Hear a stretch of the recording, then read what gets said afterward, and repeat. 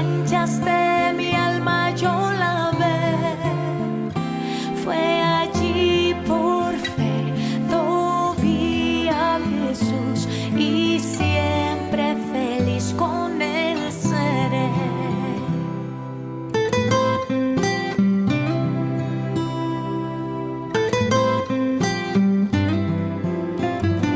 Venció la muerte con poder y al cielo se exaltó. Confiar en él es mi placer, morir no temo yo.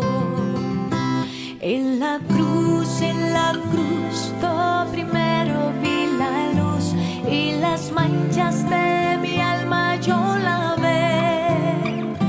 Fue allí por fe, vi a Jesús y siempre feliz con él seré.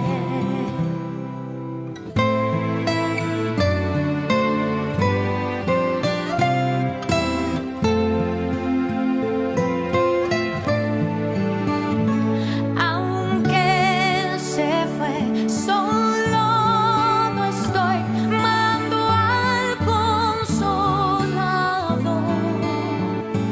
Divino Espíritu que hoy me da perfecto amor. En la cruz, yo primero vi la luz y las manchas de mi alma yo lavé. Fue allí por fe, vi a Jesús y siempre feliz con él seré. Y siempre feliz con él seré. Y siempre feliz con él seré.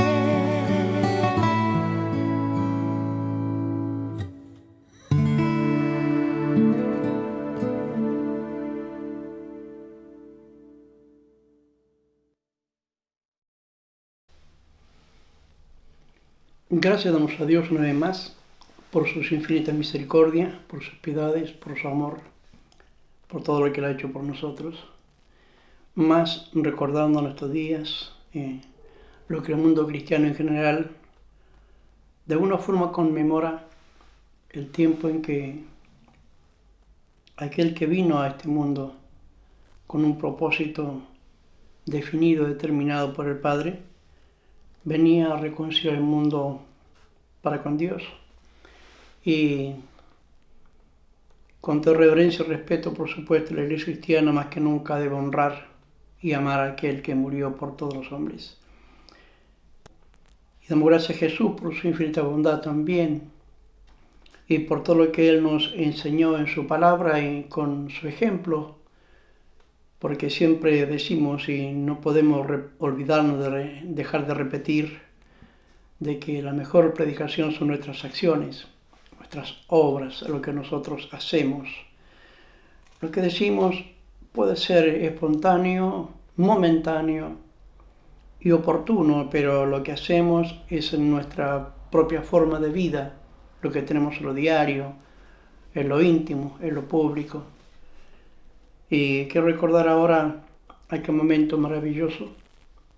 Digo maravilloso porque sin duda significó para todos los hombres del mundo entero, de toda raza, pueblo, tribu, color y lengua, el paso más grande en que se abría para los hombres la esperanza de la vida eterna.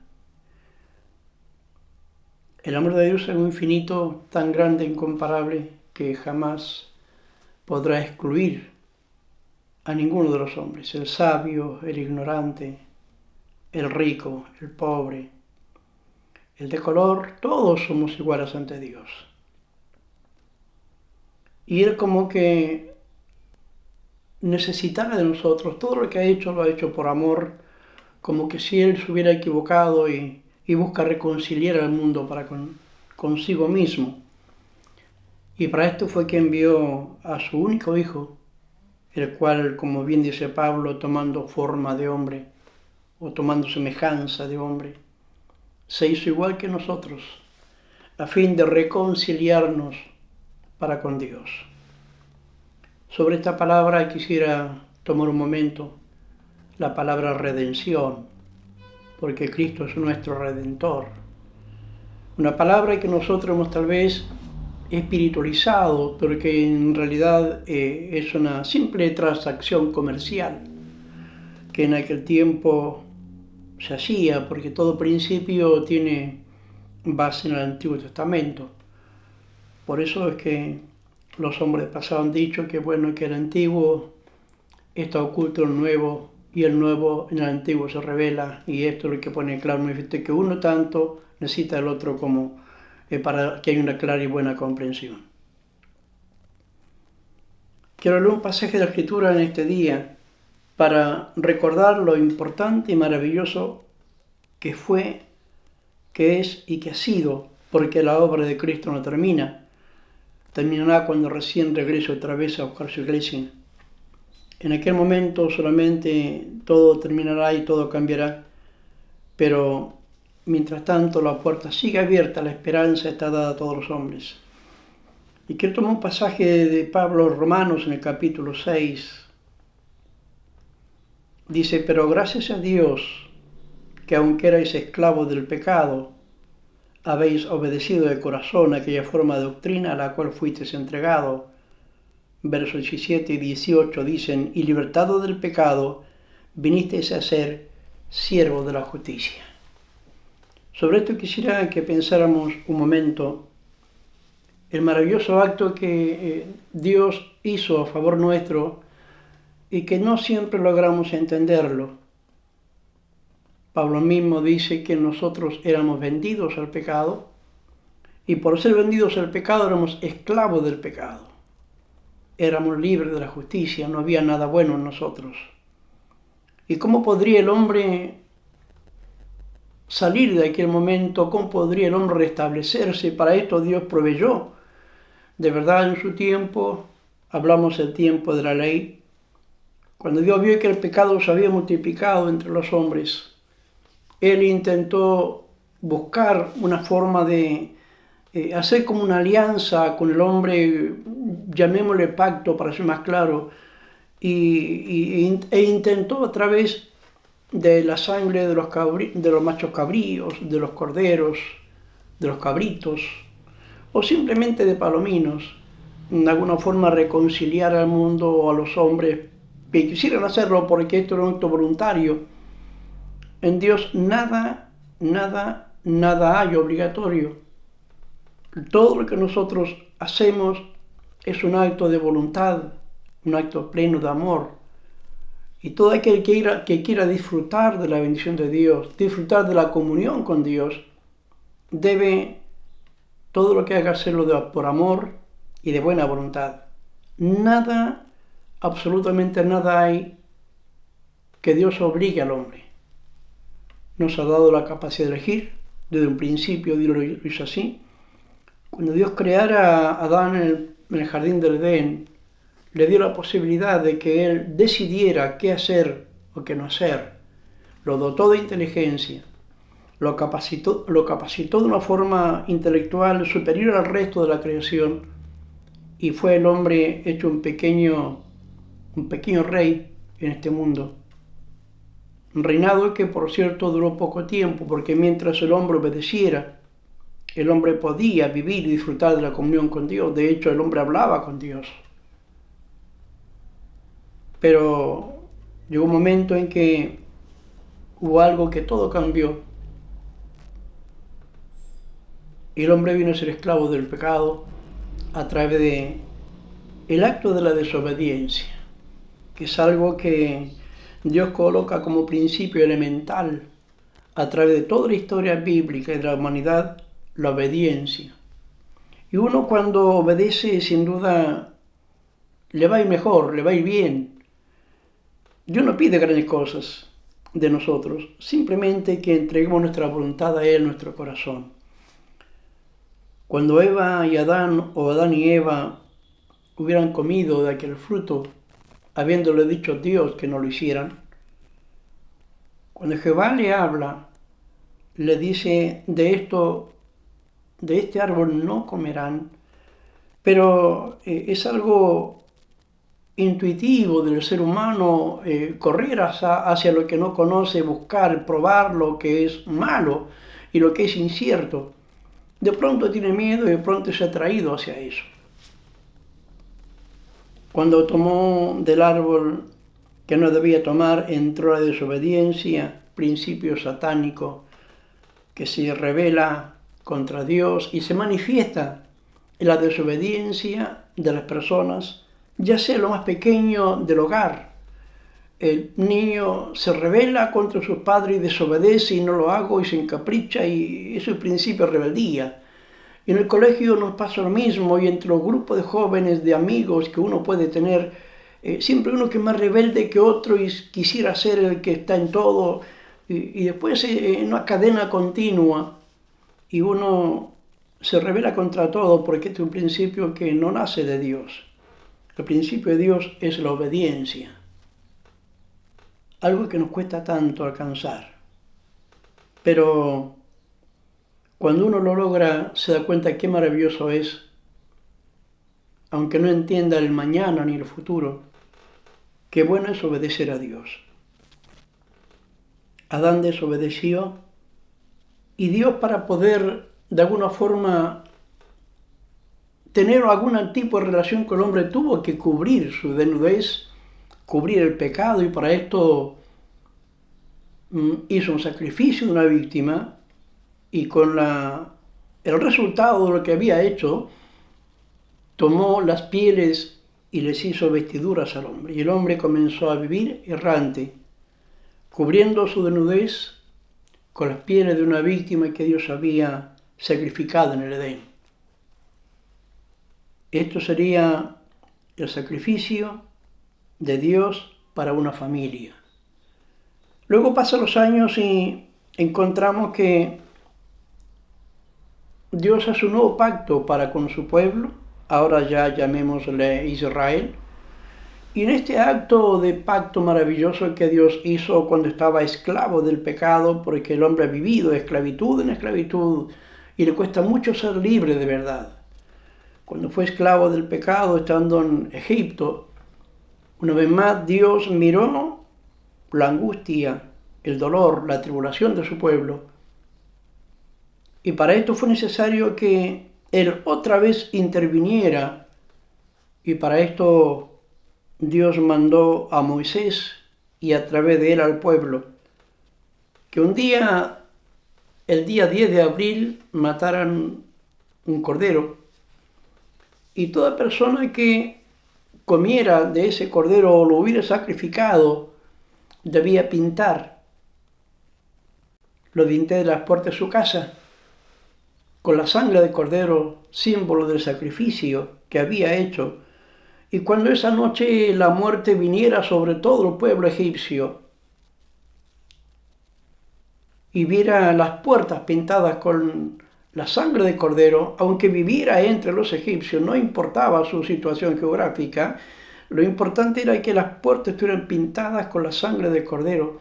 Y cuando la muerte venía y veía los dinteles de las puertas pintadas con la sangre, dice la Escritura que la muerte hacía Pascua, pasaba sobre aquella casa, porque en la realidad pareciera que Pascua quiere decir pasar sobre, es una palabra hebrea, y en todo hogar egipcio todo primogénito morían, tanto de bestias, aves y de personas, una mortandad increíble. Dios estaba de alguna forma otra vez intentando acercarse a su pueblo y lo sacó de la esclavitud y lo llevó a una tierra que él había prometido, porque cuando Dios nos manda algo también involucra una promesa. Dios nunca le pide nada a nadie que al hombre le cueste y lo deja sin ninguna respuesta positiva. Dios vio aquel acto y el pueblo salió de la esclavitud y entró un día, después de muchos años, después de 40 años de vagar por el desierto, entraron a la tierra prometida. Y aquí vemos el sacrificio de una víctima, ya no por una familia, ahora sí por una nación, por el pueblo de Israel, por el pueblo judío, el pueblo de Dios. Pero Dios amplía el espectro, amplía su campo de alcance para todo el mundo como lo había pensado en su origen e intenta salvar toda la humanidad. Y para esto fue que vino Cristo Jesús. Cuando Juan aparece en el Jordán predicando el Evangelio o anunciando una palabra nueva, esa buena noticia, decía: he aquí el Cordero de Dios que quita el pecado del mundo. En un principio, Dios con Adán y Eva, Él cubrió el pecado. En segundo lugar, con Israel les perdonó el pecado. Pero ahora el principio de Dios es mucho más grande y ahora es quitar el pecado del mundo. Lo cual no quiere decir que no haya pecado en este mundo. De hecho, la Escritura es abundante en decirnos y recordarnos y enseñarnos de que todos hemos pecado, no hay ninguno bueno. Dios proveyó para la humanidad su propio Hijo para que muriera en la cruz de Calvario, y Él derramó su sangre, como bien lo dijo Juan, el Cordero de Dios, que quita el pecado del mundo. Llegaba al mundo la redención. Redención es una palabra que viene del griego, que se llama, según la palabra redentor, viene de Goel. Es palabras que algunos escritores bíblicos usan para poder dar el concepto de lo que es la idea de redención. Hay palabras que emplean como agorazo, que quiere decir comprar el mercado, o exagorazo, que sería comprar y sacar del mercado, y lutró, quiere decir pagar un precio, y Goel sería el redentor. 4 términos que la Biblia en sus términos más originales se emplean. Y ahora Cristo es nuestro redentor, Cristo es nuestro Goel. Él murió por nosotros, derramó su sangre para que todos los que en él crean tengan vida eterna. Nosotros éramos esclavos del pecado. El mundo estaba vendido al pecado, al engaño, a la mentira, al robo, al engaño, y cuánta maldad se nombra. Y de allí un día Cristo nos sacó. Pero el vivir siendo esclavo depende solamente de nosotros. O el vivir en libertad también depende de nosotros. El pasaje que leía dice Romanos 6, 17 y 18, pero gracias a Dios que aunque erais esclavos del pecado, habéis obedecido de corazón aquella forma de doctrina a la cual fuisteis engendrado, y libertado del pecado, vinisteis a ser siervos de la justicia. Esto es lo maravilloso. Y esto trae en memoria el pasaje de Juan 3:16, el versículo más predicado en el mundo, porque de tal manera amó Dios a este mundo, que ha dado a su Hijo unigénito, para que todo aquel que en él cree no se pierda, sino que tenga vida eterna. Jesús murió por nosotros. Es el único que pudo pagar el precio por los hombres. No hay nadie que pueda mediar entre nosotros.